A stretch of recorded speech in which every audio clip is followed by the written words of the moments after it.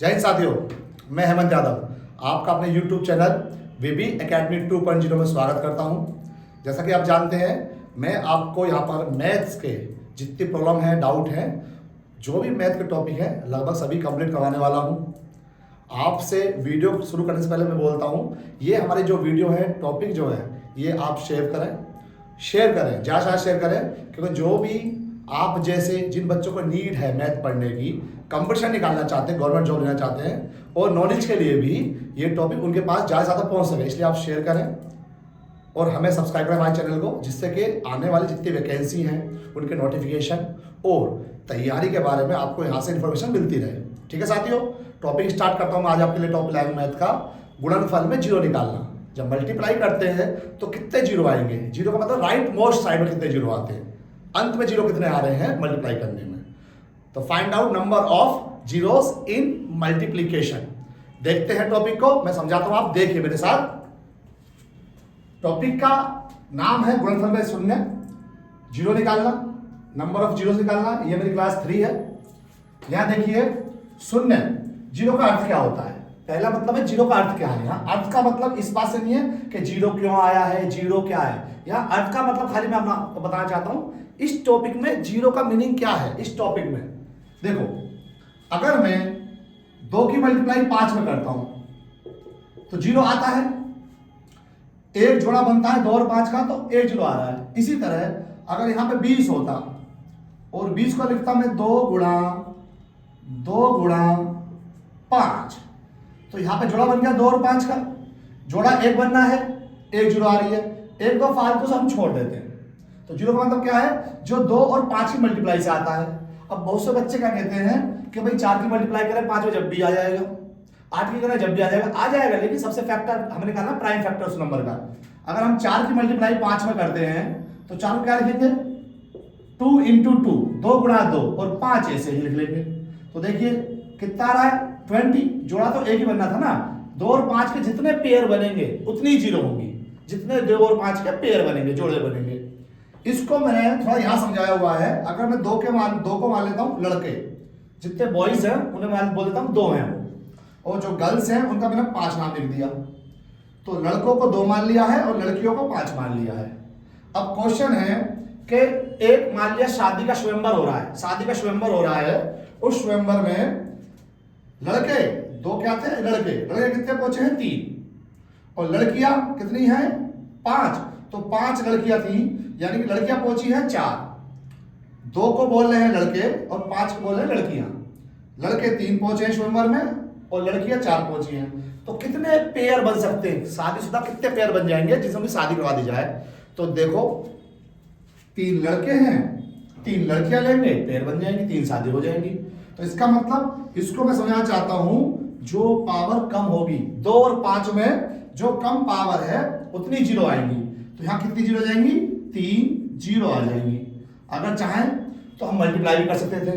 2 की घात 3 कितना होता है, 8, 2 गुणा 2 और 5 की घात 4, 5 गुणा 5 25, 25 गुणा 5 125 और 125 गुणा 5 625।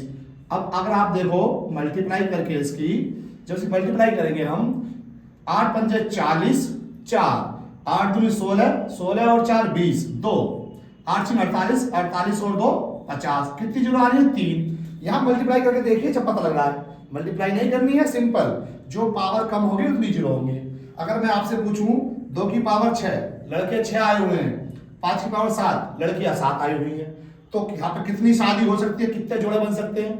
लड़के हैं 6, लड़कियां हैं 7, तो 6 जोड़े बन जाएंगे। और पावर कौन सी कम है, 6 या 7, पावर कम है 6, यहाँ पे आ जाएंगी 6 जीरो।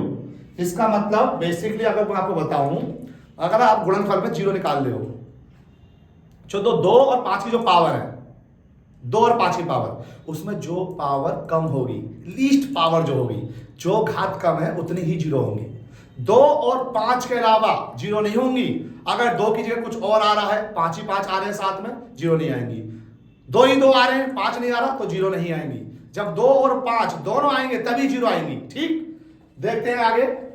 क्वेश्चन मैंने तीसरा लिया है एक समझाने के लिए 10 प्लस 100 प्लस 1000 प्लस, और इस तरह कहां तक जा रहा है, ये जा रहा है आपका 1 करोड़ तक, 1 करोड़ तक जा रहा है। इन सबको अगर प्लस करूं तो कितनी जीरो आएंगी। अब बच्चा से बहुत ज्यादा कंफ्यूज होता है, बहुत कंफ्यूज होता है कि प्लस करके देखना पड़ेगा कि तब जीरो आएंगी। तो इसका भी वही तरीका है, जब मल्टीप्लाई करते हैं और मल्टीप्लाई करने में 2 और 5 की जो पावर कम होती है उतनी जीरो आती है। 2 की पावर 3 कम है तो 3 जीरो आ गई। इसी प्रकार जब हम प्लस करते हैं तो जहां पे प्लस में सबसे कम जीरो होती है वही आंसर होता है। तो इसमें 1 जीरो सबसे कम है, इसलिए यहां पे आंसर आ जाएगा आपका 1 जीरो। ये आपका आंसर आ जाएगा जब प्लस करोगे आप। देखिए एग्जांपल के लिए, जब मैं 10 में इस वाले 100 को प्लस करूंगा तो देखिए कितना आ जाएगा, 110। जीरो तो एक ही आई ना, इस तरह आगे प्लस करते चले जाओ, एक ही जीरो आनी है। जो कम जीरो होगी वो आपका आंसर है।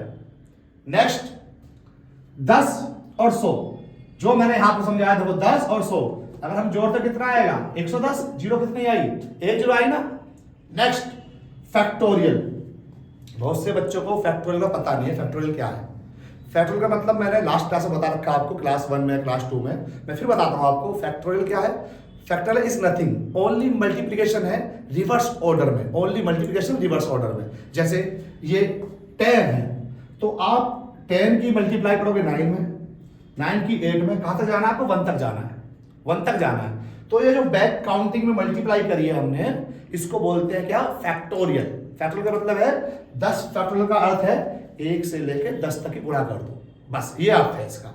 अब आपको इस 10 फैक्टोरियल में निकालनी है जीरो। जीरो कितनी होंगी इसमें, अब इस सब की गुणा करें अगर हम तो गुणा बहुत लंबी हो जाएगी, बहुत ज्यादा लंबी गुणा हो जाएगी भाई। 2 1 गुणा 2 में करेंगे 2 आएगा, 2 3 6, 6 चौक 24, 24 पंजे 120, 120 गुणा 6 720, 720 गुणा अगर हम 7 में करेंगे तो कितना आएगा, 49, 50 40 आ जाएगा। और 50 40 की 8 में करेंगे और ज्यादा हो जाएगा। मतलब मैं भी गुणा नहीं कर पा रहा हूं बिना लेके, मतलब मुझ भाई गुणा नहीं हो पा रही है। तो ऐसे हम कैसे वहां डिसाइड करेंगे कि कितनी जीरो आएगी एग्जाम में? तो उसका तरीका ये है कि आपको केवल 2 और 5 ढूंढना है। 2 यहां पर है, 1 2 यहां से भी निकलेगा, ये 5 है, यहां भी 2 निकलेगा, यहां भी 2 निकलेगा, और यहां पे 2 और 5 दोनों निकलेंगे। तो आपको कुल मिला के 2 और 5 कितने, 2 और 5। अब देखो यहां पे 5 और 2, एक 5 आ गया, एक 2 आ गया। अगर हम यहां देखें, यहां 2 की पावर 3, 3 बार 2 आएंगे, 2 गुणा 2 गुणा 2। यहां पे 2 गुणा 3 आएगा। इस 3 से कोई मतलब नहीं हमारा मतलब खाली 2 से है या फिर 5 से। एक 5 यहां हमारा आ रहा है, यहां 2 की पावर 2 आ गया, और यहां 2 की पावर 1, 2 की पावर 1, 2 की पावर 2, गुणा में पावर जुड़ जाती है, 2 की पावर 3 हो गया, 2 की पावर 1 ये रहा 4 हो गया, 2 की पावर 3 ये रहा 7 हो गया, 2 की पावर 1 ये है 8 हो गया, 2 की पावर 8 आ गई। और 5 देखो, 5 1 ये रहा और 1 5 ये रहा, तो 5 की पावर 2 आई है। इसका मतलब लड़के कितने हैं, 8, लड़कियां कितनी आई हैं, 2। कितनी शादी हो जाएगी, 2 2 जीरो आ जाएगी। लेकिन 2 और 5 को गिनना है फैक्टोरियल 10 में, टाइम ज्यादा लगेगा पेपर में, पेपर में टाइम बचाना है। तो उसका शॉर्टकट तरीका बताऊंगा आपको मैं। सबसे पहले हमने देखा यहाँ पे पावर जो कम आ रही थी वो आ रही थी 2, 5 की पावर 2, तो 2 जीरो आएंगी। कैसे प्रूफ करेंगे इसे?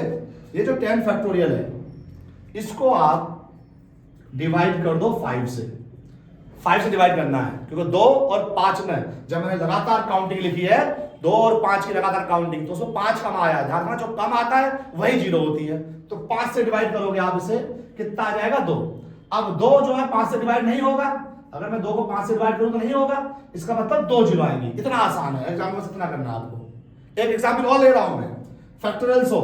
अब फैक्टोरियल 100 जो है उसको बस आपको जस्ट 5 से डिवाइड करना है। क्यों? अगर इस तरह मल्टीप्लाई करूं फिर 2 और 5 को काउंट करूं तो बहुत ज्यादा हो जाएगा, बहुत टाइम लगेगा, इसलिए बस खाली 5 से डिवाइड करिए आप। जैसे 5 से डिवाइड करो कितना आएगा, 20। अब 20 अगेन डिवाइड हो जाएगा 5 से, तो 20 को अगेन 5 से डिवाइड कर दीजिए, कितना आ जाएगा 4, पर 4 तो 5 से डिवाइड नहीं होगा, तो 20 ये आया था और 4 ये, कितनी जीरो होगी टोटल, 24 जीरो हो जाएंगी, कुल 24 जीरो।